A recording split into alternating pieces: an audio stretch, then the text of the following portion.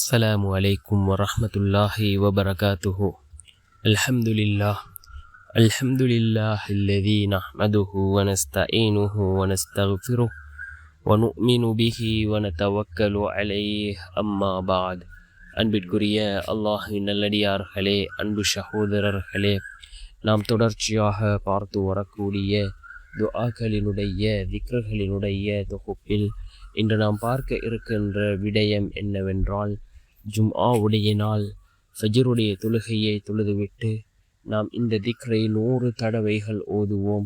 இதனை ஓதுவதன் மூலமாக அல்லாஹ் நம்முடைய துஆக்களுக்கு மிகவும் வேகமாக அல்லாஹ் பதில் வழங்குகின்றான்.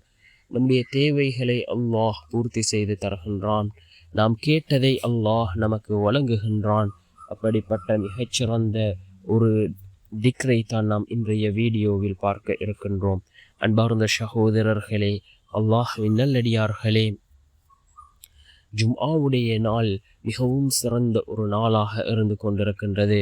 ரசூலுல்லாஹி ஸல்லல்லாஹு அலைஹி வஸல்லம் அவர்கள் கூறினார்கள், சூரியன் உதிக்கக்கூடிய நாட்களிலே சிறந்த நாள் ஜும்ஆவுடைய நாள் என்பதாக அல்லாஹ்வினுடைய தூதர் ஸல்லல்லாஹு அலைஹி வஸல்லம் அவர்கள் கூறினார்கள்.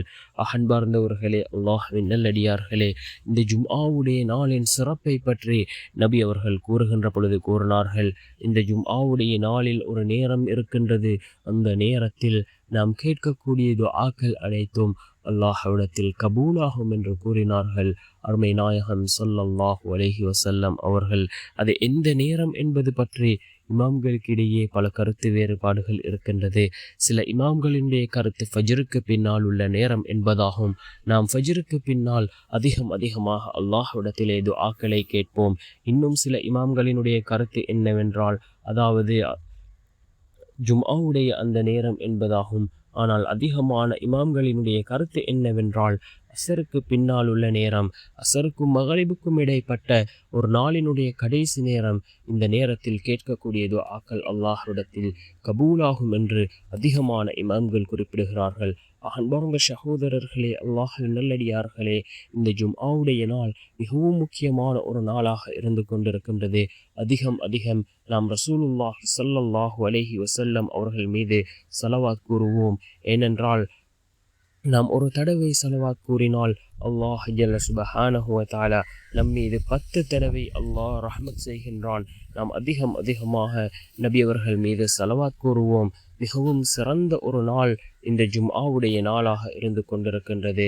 நாம் இந்த ஜும்ஆவுடைய நாளிலே ஃபஜ்ருடைய தொழுகையை தொழுதுவிட்டு நாம் அதே இடத்தில் அமர்ந்தவர்களாக இந்த திக்ரை நாம் 100 தடவைகள் ஓதி அல்லாஹ்விடம் பிரார்த்தனை செய்வோம். இந்த திக்ரின் மூலமாக அல்லாஹ் ஜல்ல சுப்ஹானஹு வ தஆலா நம்முடைய வாழ்க்கையில் சிறந்ததொரு மாற்றத்தை அல்லாஹ் ஏற்படுத்தி தருவான். நம்முடைய எல்லா நிலைமைகளையும் அல்லாஹ் சீர்படுத்தி தருவான். நம்முடைய வாழ்க்கையில் உள்ள தேவைகளை அல்லாஹ் பூர்த்தி செய்து தருவான். என்ன திக்ர் என்றால், லா இலாஹ இல்லல்லாஹ். திக்ர்களிலே மிகச்சிறந்தது என்று ரசூலுல்லாஹி ஸல்லல்லாஹு அலைஹி வஸல்லம் அவர்கள் கூறிய லா இலாஹ இல்லல்லாஹ் என்ற இந்த திக்ரை ஓதி நாம் அல்லாஹ்விடம் பிரார்த்தனை செய்வோம்.